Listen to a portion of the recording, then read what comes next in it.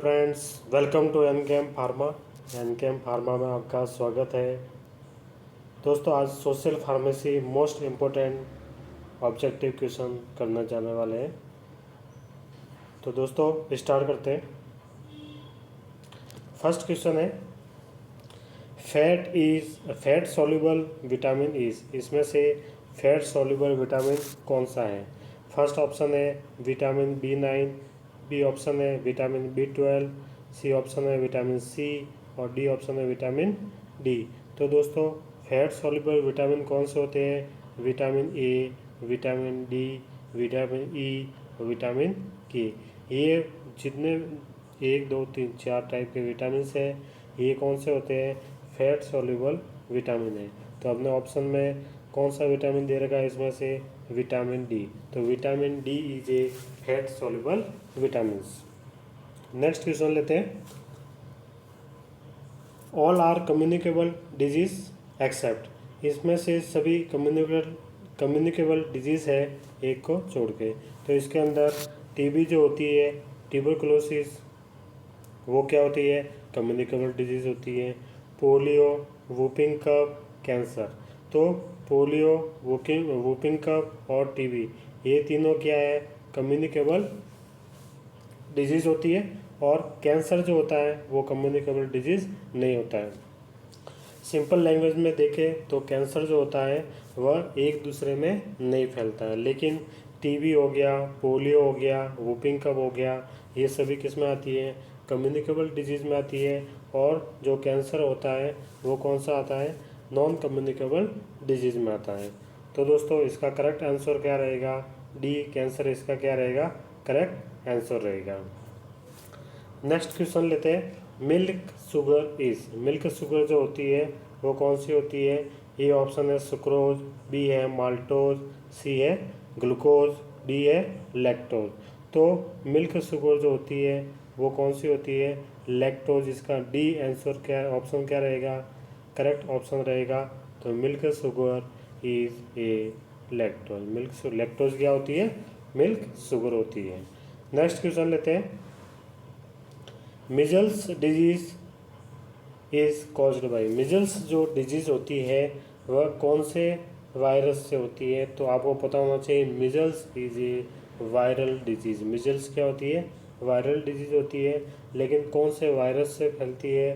पहला है rubella virus, second option है वेरिसेला जोस्टर वायरस, थर्ड है सी ऑप्शन है रेट्रो वायरस और डी ऑप्शन है बॉर्डेटेला वायरस। तो इसका दोस्तों करेक्ट आंसर रहेगा measles disease is caused by rubella virus. किसके वायरस के द्वारा फैलता है?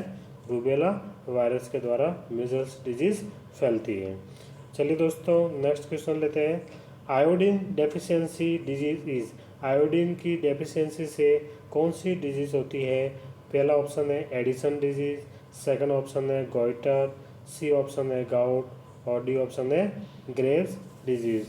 तो दोस्तों इसका जो करेक्ट आंसर रहेगा वो कौन सा रहेगा? आयोडीन डेफिशिएंसी से गॉइटर डिजीज़ होती है। कौन सी डिजीज़ होती है? गॉइटर। इन दोनों में देखो कंफ्यूजन होता है, गाउट और गॉइटर। तो आयोडीन डेफिशिएंसी से गॉइटर डिजीज़ होती है। कौन सी डिजीज़ होती है?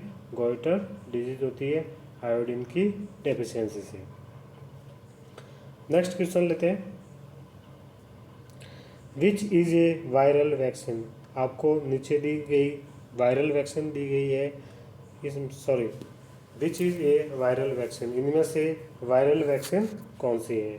तो दोस्तों ऑप्शन ए है पोलियो वैक्सीन, ऑप्शन बी है कॉलेरा वैक्सीन, ऑप्शन सी है टीएबी वैक्सीन, ऑप्शन डी है बीसीजी वैक्सीन। तो दोस्तों इससे पहले आपको ये पता होना चाहिए कि कौन कौन सी वायरल डिजीज़ है और कौन कौन सी बैक्टीरियल डिजीज़ है।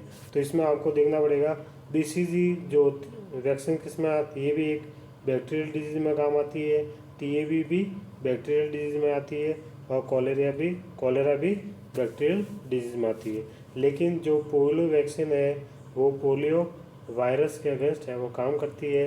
तो which is a viral vaccine. Polio जो होती है वो कौन सी वैक्सीन है? वायरल वैक्सीन है। नेक्स्ट क्वेश्चन लेते हैं। All are essential amino acid except, इसमें से आपको इसके अंदर इसेंशियल अमीनो एसिड दिए गए हैं, लेकिन एक जो होता है वो इसमें कौन सा है, नॉन इसेंशियल अमीनो एसिड है। तो दोस्तों ऑप्शन है वेलिन, बी ऑप्शन है मिथियोनाइन, सी ऑप्शन है फिनाइल एनिलीन और डी ऑप्शन है ऑर्निथिन। तो दोस्तों वेलिन, मिथियोनाइन और फिनाइल एनिलीन ये सभी क्या होते हैं, इसेंशियल अमीनो एसिड होते हैं, लेकिन ऑर्निथिन जो होता है वो होता है non essential amino acid, non essential amino acid होता है। तो इसका डी ऑप्शन क्या रहेगा, एकदम करेक्ट ऑप्शन रहेगा। नेक्स्ट क्वेश्चन लेते हैं, disease caused by Entamoeba histolytica, ant amoeba histolytica के द्वारा कौन सी डिजीज है वो होती है। तो इसके अंदर ऑप्शन दे रखे हैं टाइफाइड, इन्फ्लुएंजा, डेंगू और अमीबियासिस। तो अमीबियासिस जो होता है डी ऑप्शन इसका क्या रहेगा, करेक्ट रहेगा। Disease cause by Entamoeba histolytica is amoebiasis. Next question लेते हैं, Schick test is used for the diagnosis of, Schick test जो होता है किसके डायग्नोसिस के लिए यूज में होता है। ये ऑप्शन दे रखा है डिप्थेरिया, बी ऑप्शन दे रखा है टाइफाइड, सी ऑप्शन दे रखा है ट्यूबरकुलोसिस और डी ऑप्शन दे रखा है syphilis.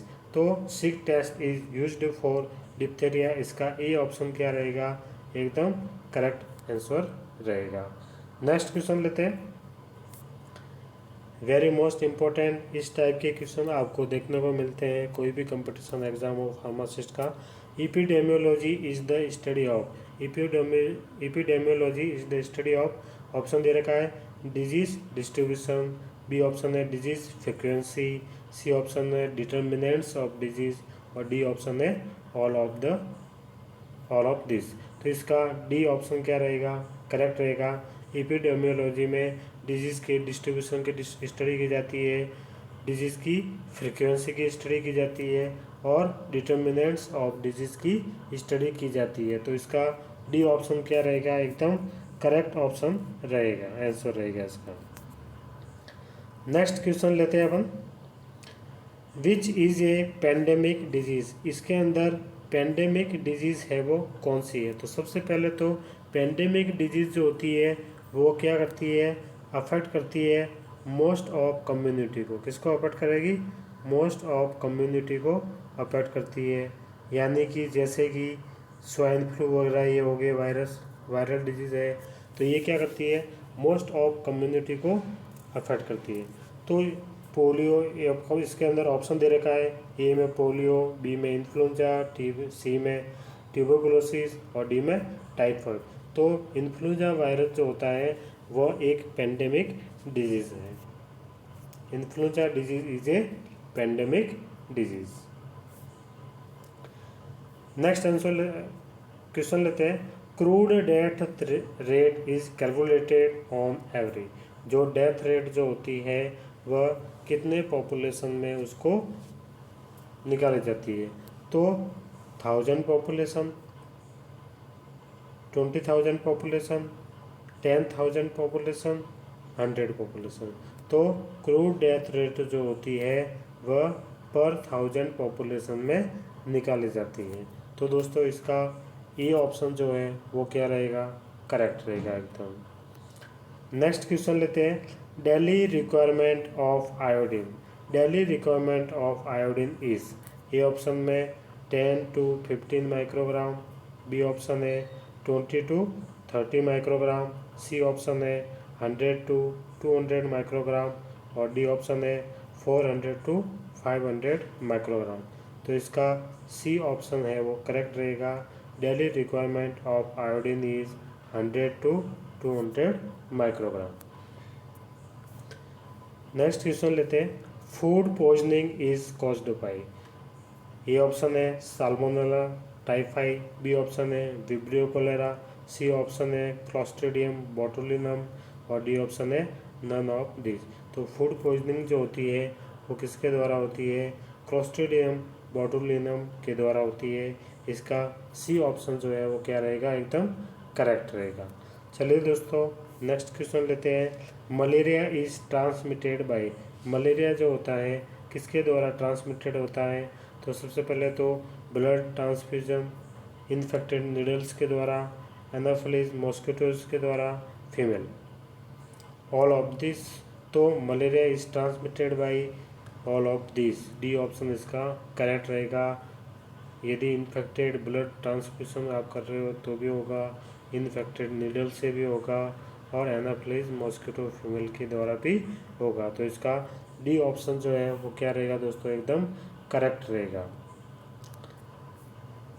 Please like, subscribe and share our YouTube channel और प्रेस बेल आइकन। आप बेल आइकन के ऊपर आप प्रेस करिए तो आपको जैसे नए वीडियो अपलोड होता है आपके पास में नोटिफिकेशन आ जाएगा।